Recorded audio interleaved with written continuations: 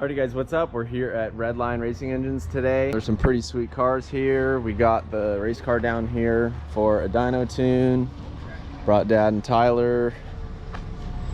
So they're gonna get this thing on the dyno and get her tuned up.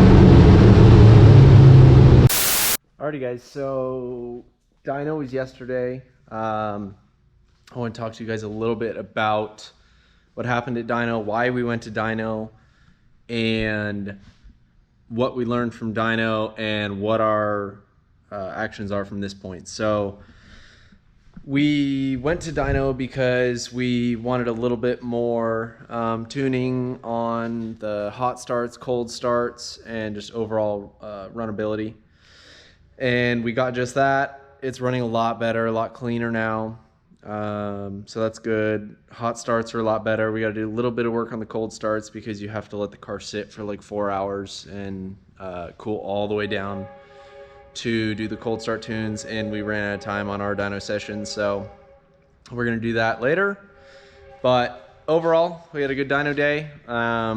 We had a steering fitting into the pump come loose and start pissing steering fluid all over, literally right onto the exhaust, because they put a big fan in the front of the car to help cool the car, and it was blowing the steering fluid right onto the header. And I'm just like, oh my god, this is not gonna happen. Like, the car is not gonna catch on fire on the dyno.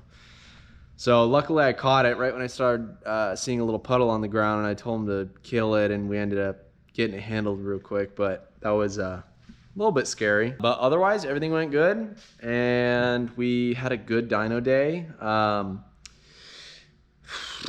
What did we learn? Another reason we went to the dyno was I've been not getting the top speed I was looking for out of the car, or what I think it should be getting. and the math is adding up to a completely different number of top speed of what we're actually getting. So I really want to be in the 125, 130 range on the very top end. And I think we got our answer as to why we're not getting that, which leads me to what I'm doing right now. I'm pulling the whole rear end apart. You can see the rear uprights are off. I'm going to be yanking the diff here shortly. I'm going to be sending the diff back to TubeWorks. They're going to throw, I think we decided on 3.6 gears, 3.6 ratio. Right now we're running a 3.9.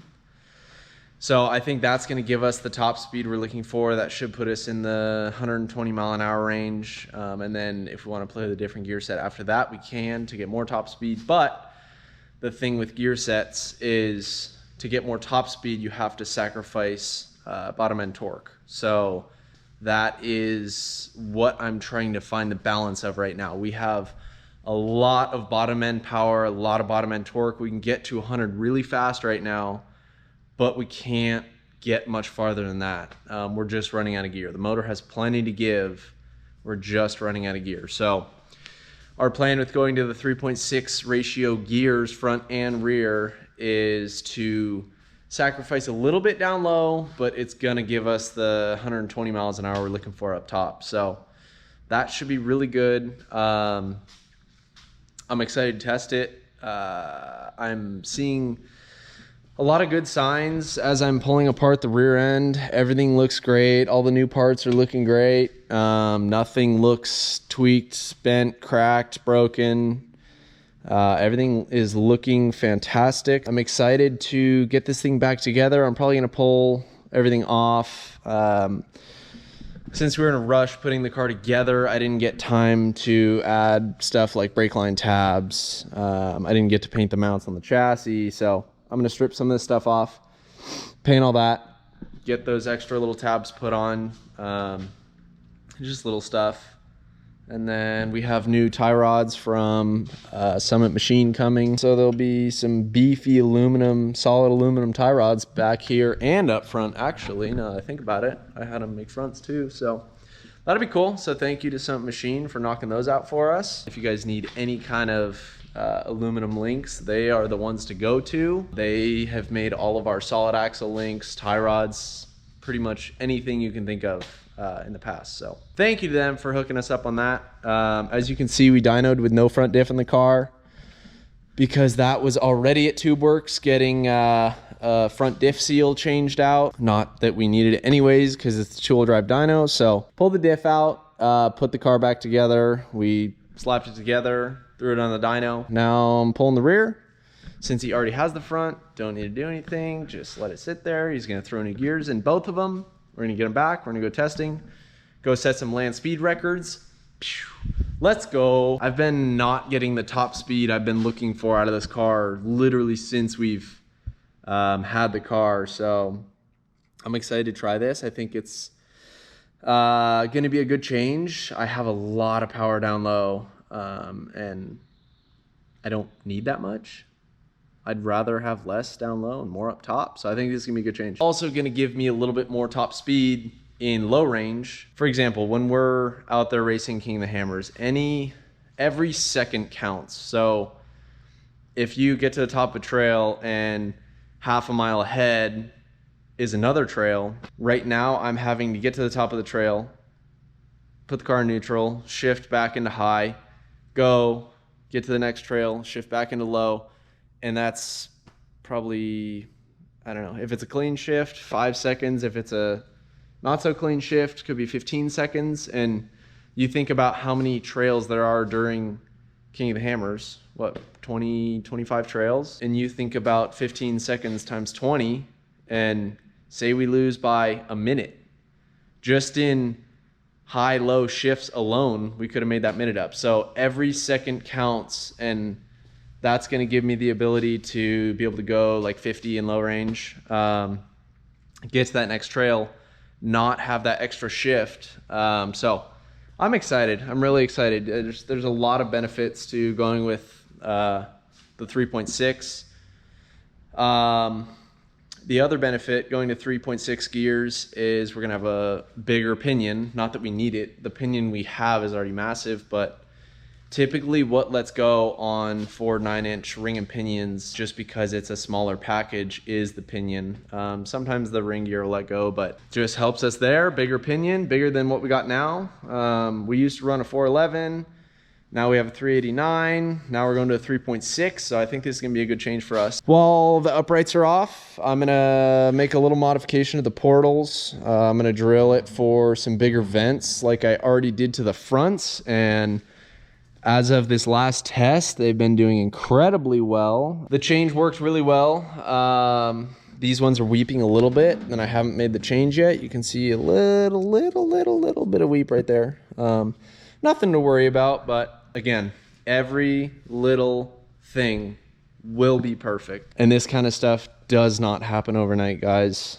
It's constantly chasing things. Things are constantly changing. You might have a problem one day, you might solve that, and the next day you might have a new problem. Constantly chasing things, especially with a car this technologically advanced. So yeah, that's a recap of our dyno. Our next race got canceled. That was Crandon, so I'm not sure when our next race is. But just because we're not racing doesn't mean we aren't putting in the work. We're still working our asses off around here to get this thing rolling. No days off. Just because we're not racing doesn't mean we ain't putting in the work. So it's good. You guys can see the modification. I built new arms. Overall, really excited. The new rear suspension's working killer. I'm still waiting on the new 18-inch bypasses from Fox. I'm running the old bypasses right now. Once we get the 18s, I'm gonna have another 4 inches of travel in the rear, which is gonna be huge. So that'll put us, I think, between 24 and 26 inches of wheel travel in the rear. I think 20, maybe 25. I don't remember. We're gonna gain a lot of travel in the rear, which is huge. I'm excited. This thing's working killer. I can't wait to get back out. We're gonna make a lot of changes here before our next test trip. So there's gonna be a lot of things to test, and I think it's gonna be phenomenal. We're really getting there with this thing. So I'm excited. Stay tuned, like, subscribe, and we will be back for another video here soon, guys. Thanks for watching. See you later.